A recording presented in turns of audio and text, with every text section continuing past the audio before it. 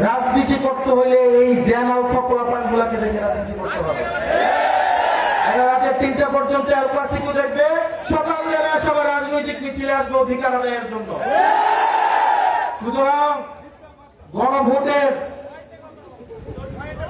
70% plus মানুষ আস্থা রেখে গণভোটের পক্ষে ভোট দিয়েছে। আপনি আবার গণবিরোধী একটা অবস্থান নিচ্ছেন। মনে করিয়েন না এই প্রজন্ম আপনাকে ছেড়ে দিবে, এই প্রজন্ম আপনাকে ছাড়বে না। কম্পিউটারের ব্রেন আপনার এই মাননীয় প্রধানমন্ত্রী আপনি নিজেই তো স্টেজে দাঁড়িয়ে বলছেন সবাই হ্যাঁ পক্ষে ভোট দিয়ে, বলে নাই? এই তোদের মনে আছে না? বলছে কিনা? বলছে কিনা? তাইলে যিনি নিজেই কমিটমেন্ট দিয়েছে, এখন যদি নিজে কমিটমেন্ট ব্রেক করেন এই প্রজন্ম কি ভুলবে? একটা 15 বছর 16 বছর 18 20 বছরের একটা ছেলে যতদিন বাইচে থাকবে ততদিন আপনাকে মনে করবে আপনি অঙ্গীকার অথবা আপনি ওয়াদা বরখেলাপ করেছেন। সেজন্য একটা ক্লাস 6-7 এর পোলাপানের সাথে কথা বলে দেখেন, কত স্মার্ট, কত ব্রিলিয়ান্ট, দেশ নিয়ে কত চিন্তা করে না এখন। আগে মনে করতো কি যে এই জান পোলাপান এই রাজনীতির বুঝে কি, আরে এই তো মূল রাজনীতিটা করে। আগে বাপ বাসার মধ্যে যেটা বলতো সেটা হতো, মা যেটা বলতো সেটা হয়তো। আর এখন পোলাপান বাপ মারে বুঝায়। কেন আর্জেন্টিনা সাপোর্ট করবেন? কেন বলে কিনা? বলে কিনা? পোলাপান বাপরে বুঝায় যে গত বছর সৌদি আরবের আর্জেন্টিনার সাথে খেলার কথা ভুলে যায় না, বলে কিনা?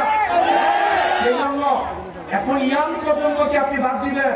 আপনি তো জেনজির কথা দেখছেন, জেন আলফা যে সামনে আসতেছে এদের কথা আপনারা চিনেন নাই এখনো। সেজন্য পরবর্তী রাজনীতি যদি আপনাকে নির্মাণ করতে হয়, এই রাজনীতির যারা কনজিউমার আপনি তাদের কথা চিন্তা করে আপনাকে রাজনীতি করতে হবে। আপনি রাজনীতির কনজিউমার কারা, তারা কি চায় সেটা আপনাকে মাথায় রাখতে হবে। এখন আপনি রাজনীতির কনজিউমারকে আপনি আমলে নিচ্ছেন না, যেখানে পাচ্ছেন সেইখানে আপনি ট্যাক্স বসাই দিচ্ছেন। আতঙ্কে আছে কবে যেন বক্তব্যের মধ্যে যেন ট্যাক্স বসাচ্ছে, বাইকের মধ্যে ট্যাক্স বসাচ্ছে, অটো রিক্সার মধ্যে ট্যাক্স বসাচ্ছে, বিয়ের মধ্যে ট্যাক্স বসেছে। সমস্যা নাই, বিয়ে তো করে ফেলছে। সেজন্য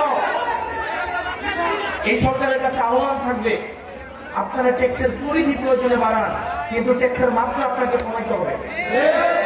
আমাদের দেশে যে বিজনেসম্যানরা রয়েছে আপনারা যে হারে ট্যাক্স বসানো শুরু করেছেন, তারা এই দেশে বিজনেস করবে না, তারা বিদেশে চলে যাবে।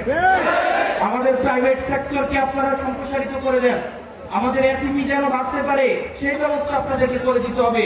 প্রাইভেট সেক্টরকে পৃষ্ঠপোষকতা দিতে হবে। মাফিয়া বিজনেসম্যানদেরকে যথেষ্ট দিয়েছেন, আমাদের আবার প্রাইভেট সেক্টর এবং এসএমইতে আমাদের বেশি বেশি জয় বাংলা স্লোগান দেয় এবং এমন ভাবে বলে তোরা মনে করিস না এটা দিয়ে এটা করতে থাক। এটা আমরা আনন্দ পাই, কারণ আল্লাহর যে পদের উপরে যে জিল্লতি, এই জিল্লতির প্রমাণ এই দুনিয়াতে মধ্যে দিচ্ছে। তোদের অপমান, তোদের ধ্বংস এই দুনিয়াতেই হয়েছে। এই 5ই আগস্ট এই 20 কোটি মানুষের সামনে তোদের লজ্জার মধ্য দিয়ে, অপমানের মধ্য দিয়ে দেশ থেকে পালাতে বাধ্য হয়েছে। এই ফ্যাসিস্ট সরকার কুমিল্লা উত্তরকে সব সময় লাঞ্ছনা এবং বঞ্চনার চোখে দেখত। সেজন্য গত 17 বছর এখানে কোনো ইটও লাগে নাই। সেজন্য আমরা চাই এই সরকার উন্নয়ন কার্যক্রমগুলো হাতে নেওয়ার ক্ষেত্রে কোন ধরনের বৈষম্য করবে না। কিন্তু অত্যন্ত পরিতাপের বিষয়, এই সরকারের মধ্যে আমরা বৈষম্যমূলক আচরণ দেখতে পাচ্ছি। আজকে দেখলাম নোয়াখালীতে 6টা আসন, আমি যদি ভুল না করে থাকি 6টা আসন, 6টা আসনের মধ্যে নোয়াখালী 6-এ আমাদের এনসিপির মাননীয় সদস্য আব্দুল আল্লাহ হান্নান মাসুদ আছে। আমরা দেখলাম 5টা আসনেই বরাদ্দ দেওয়া হয়েছে, কিন্তু এনসিপির মাননীয়